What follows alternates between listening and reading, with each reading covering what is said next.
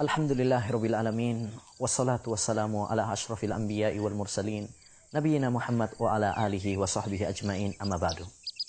Saudaraku, saudariku yang saya cintai karena Allah Subhanahu wa taala, semoga Allah senantiasa menjaga kita semuanya.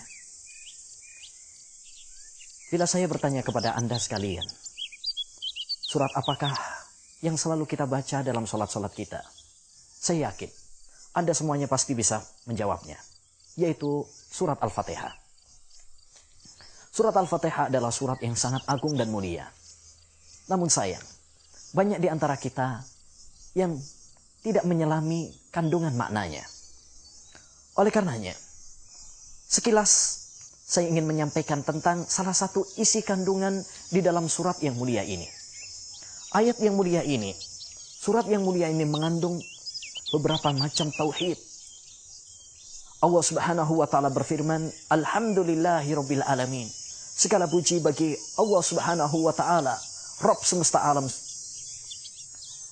Dalam ayat ini Allah Subhanahu wa taala mengajak kepada kita semuanya untuk mengimani bahwa hanya Allah Subhanahu wa taala semata pencipta, pemberi rezeki, dan pengatur alam semesta. Namun Anda harus tahu bahwa sekedar meyakini tauhid ini, sekedar mempercayai bahwa hanya Allah pencipta, hanya Allah SWT pengatur rezeki dan pengatur alam semesta, belum memasukkan kepada kita agama Islam. Olehnya, orang-orang kafir dahulu yang diperangi oleh Rasulullah SAW, mereka pun meyakini bahwa Allah SWT pencipta langit dan bumi. Wala in sa'altahum man khalaqas samawati wal arda la yaqulunna Allah. Seandainya engkau wahai Muhammad bertanya kepada mereka, siapa yang menciptakan langit dan bumi? Mereka pasti menjawab Allah. Yang kedua, Allah Subhanahu wa taala berfirman, Ar-Rahmanir Rahim Maliki Yaumiddin. Allah adalah zat pengasih dan penyayang dan raja pada hari pembalasan.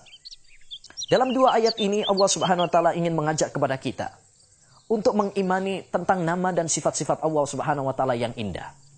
Maka kewajiban bagi kita semuanya untuk menetapkan semua nama dan sifat Allah Subhanahu wa taala dengan sifat yang layak bagi kemuliaan Allah Subhanahu wa taala, tanpa menyerupakannya dengan makhluk dan tanpa memalingkan maknanya.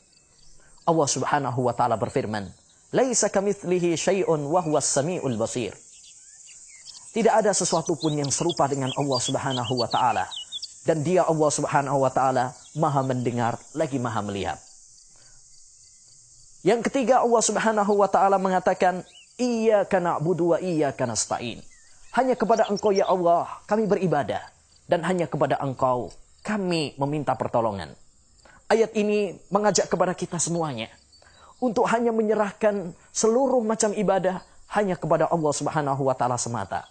Kita tidak sholat kecuali hanya kepada Allah. Kita tidak berdoa kecuali hanya kepada Allah. Kita tidak menyembelih kecuali hanya kepada Allah Subhanahu wa taala. Inilah tauhid yang karenanya Allah Subhanahu wa taala menciptakan kita semuanya. Wa ma khalaqtul jinna wal insa illa liya'budun. Tidaklah saya ciptakan jin dan manusia kecuali agar mereka beribadah hanya kepada saya. Dan tauhid inilah yang menjadi tujuan pokok kenapa Allah Subhanahu wa taala mengutus para nabi dan utusannya. Walaqad ba'asna fi kulli ummatin rasula an i'budullaha wajtanibut taghut. Kami telah mengutus pada setiap umat seorang rasul untuk menyerukan beribadalah hanya kepada Allah dan jangan beribadah kepada selain Allah Subhanahu wa taala.